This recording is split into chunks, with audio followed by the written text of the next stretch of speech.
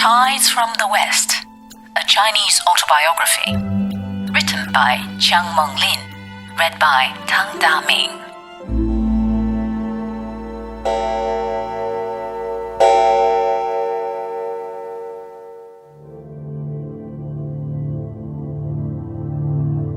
Chapter 19: The Anti-Warlord Campaign.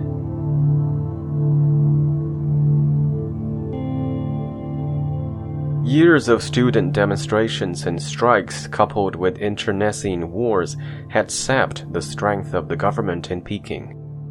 In the provinces, the warlords ruled like maharajas.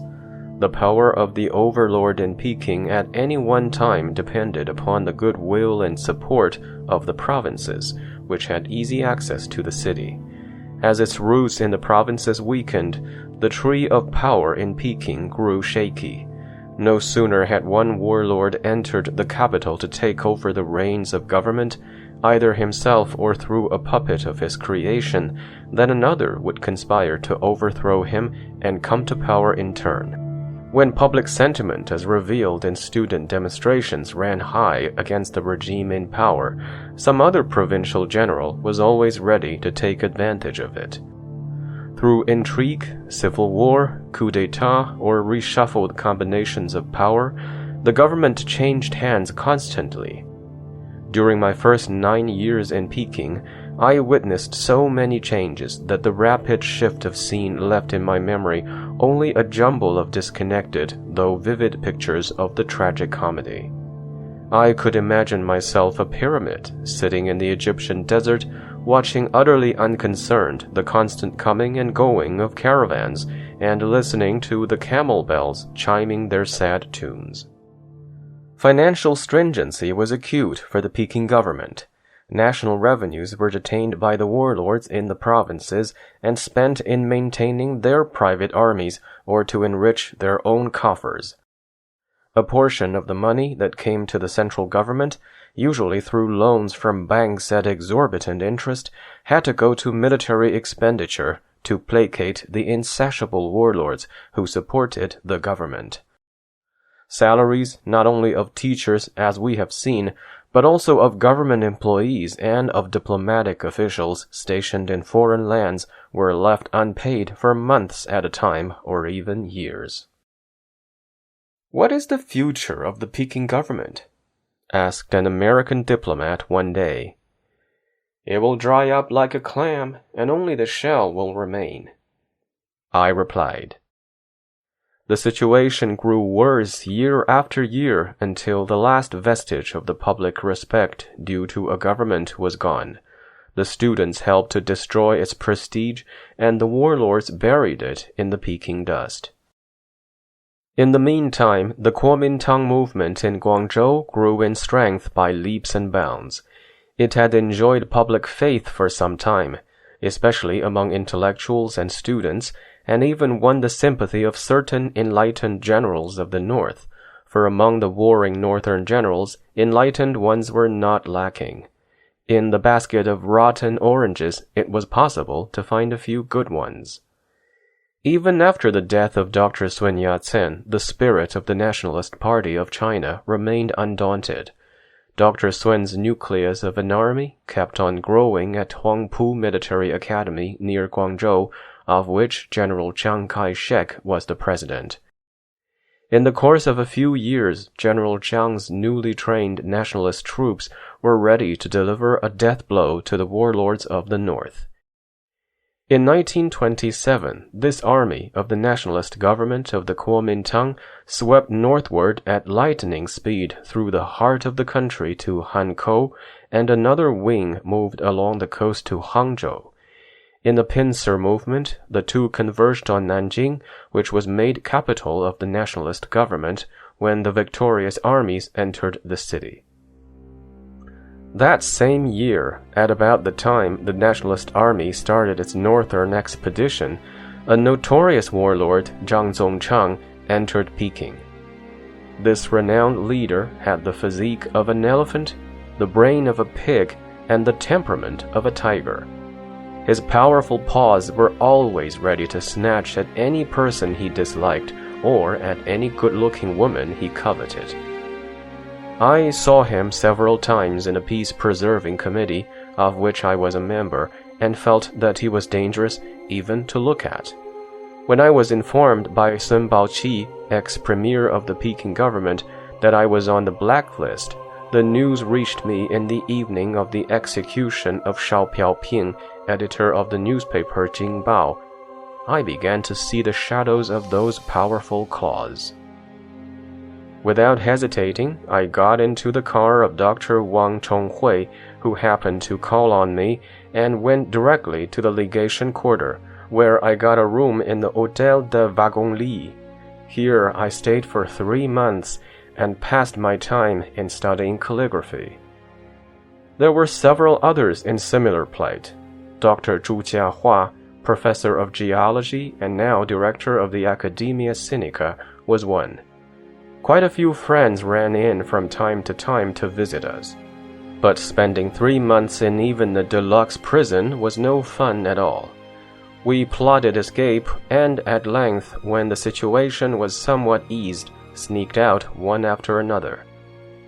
A very able young lady, the wife of a friend of mine, planned my escape. Acting as my wife, she escorted me to the East Station without our being noticed by the police.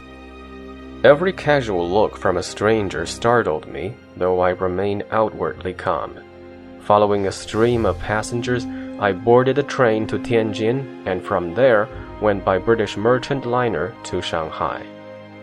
On the boat, I met Dr. Zhu Jiahua, who from Shanghai was to proceed to Guangzhou, where he later became president of the Sun Yat-sen University. For my part, I went to Hangzhou. As the railway from Shanghai had been cut, I reached the city by a roundabout way. At this time, before the Nationalist Army commanded by General He Yingqin reached the province, the governor appointed by Peking was attempting to revolt against the northern government and go over to the southern side. I called on him, and he revealed to me his plan for joining the southern camp.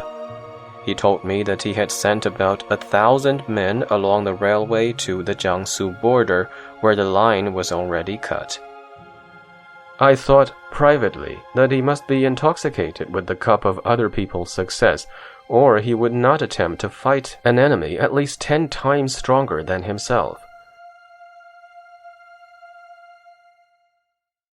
I left Hangzhou again the next morning by the roundabout route back to Shanghai. Within a few weeks, his army was utterly routed by northern forces. When they entered Hangzhou, he was captured and executed. Then the tables were turned on the northern warlords, and nationalist forces entered the city. Again, I went there. Hangzhou welcomed the nationalist army with open arms. Thousands of spectators lined up along the streets with smiling faces to see the victorious modern-equipped troops march through the city. I stood watching in the crowd with my heart thumping against my ribs in ecstasy. After some 16 years, the good name of a modern army in China was once more established. In about a year's time, in 1928, General Chiang Kai-shek was ready to launch his northern expedition. The army under his command crossed the Yangtze River and moved along the Tianjin-Pukou Railway with Peking as its objective. When it reached the outskirts of Jinanfu, capital of Shandong province, the Japanese, fearing a unified China, moved troops from Qingdao down along the Qingdao-Jinan Railway to that capital under the pretext of protecting their vested interests and the lives and properties of the Mikado's subjects. This was intended to frustrate the unification plan by provoking an incident, i.e., an open clash between China and Japan. The Japanese army murdered the Commissioner of Foreign Affairs and his staff in Jinanfu, hoping that China would retaliate. With foresight and forbearance and a sound strategy, the general saved his army and his hopes of unification by turning the spearhead of his forces away from Shandong, quickly crossing the Yellow River and marching right on to Peking. The Japanese were thus outwitted and left to fight shadows. Peking fell when the Nationalist Army arrived. The giant of hollow papier-mâché toppled over before the merest breath of wind from the south. When the Nationalist Army entered Hangzhou the year before, I had been appointed a member of the provincial government and commissioner of education. Thus, in Hangzhou, capital of Zhejiang province and city of my boyhood days, my experience in government administration began. The provincial government was formed with a council in charge. Before the national government in Nanjing was organized, all the members of the council, with its chairman, were appointed by the supreme commander of the Nationalist Army, General Chiang Kai-shek. 5 members of the council acted concurrently as commissioners of civil affairs, finance, military affairs, reconstruction, and education. Above the provincial council was a branch council of the Central Political Council of the Kuomintang, of which I was appointed Secretary General. This council was in charge of general policy for the province and gave orders to the provincial government to execute. It was later abolished as conditions in the province gradually settled down. The provincial government was imbued with the same spirit of reform and reconstruction as the national government of Nanjing, whose broader program we shall take up in the next chapter.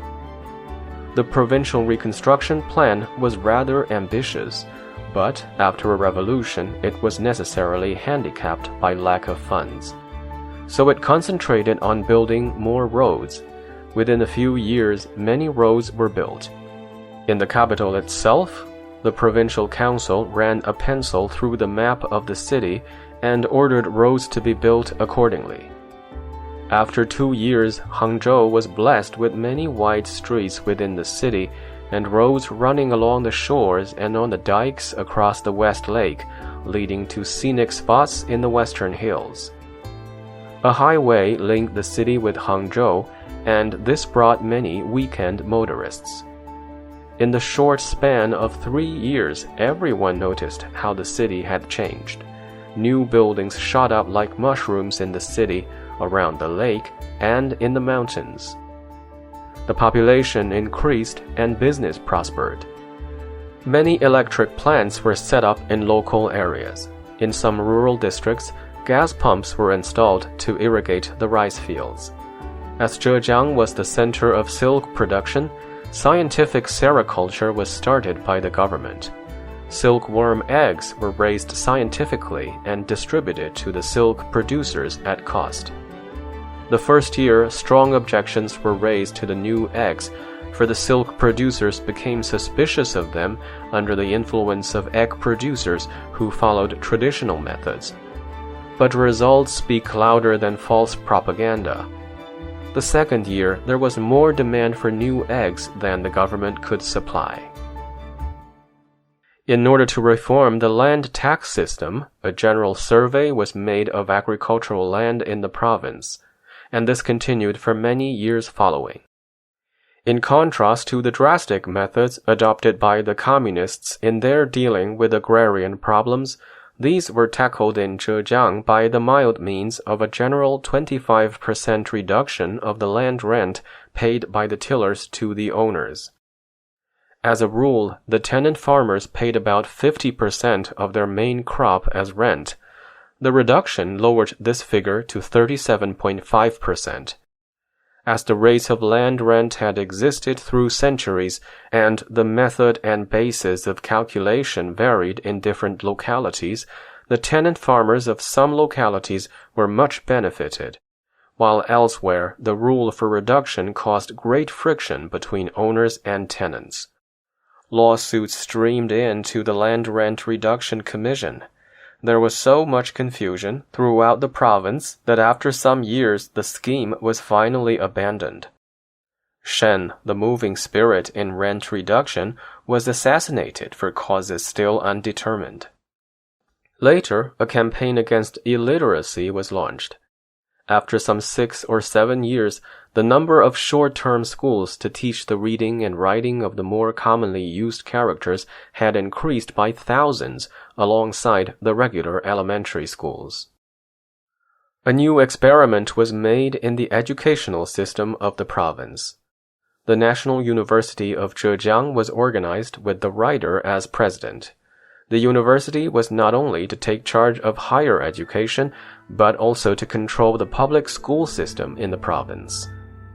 The office of Commissioner of Education was abolished, and the president of the university was made a member of the provincial government. 2 other provinces followed suit with their respective university and school systems. After 2 years of trial, internal troubles and political complications grew in the other provinces, and the whole system was accordingly abolished in 1929, during my term of office as National Minister of Education.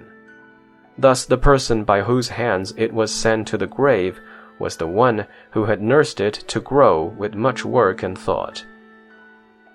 I stayed a full year in Hangzhou, and the next year went back and forth between Hangzhou and Nanjing, where I was appointed Minister of Education of the national government, while concurrently holding the presidency of the University of Zhejiang.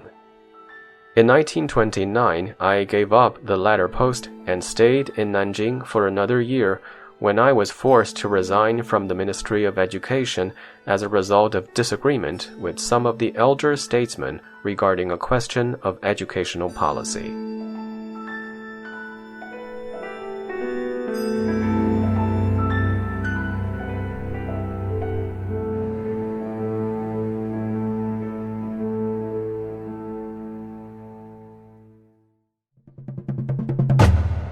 What you just heard is Tides from the West, a Chinese autobiography, written by Chiang Meng-lin, read by Tang Da-min, and published by the Foreign Language Teaching and Research Press.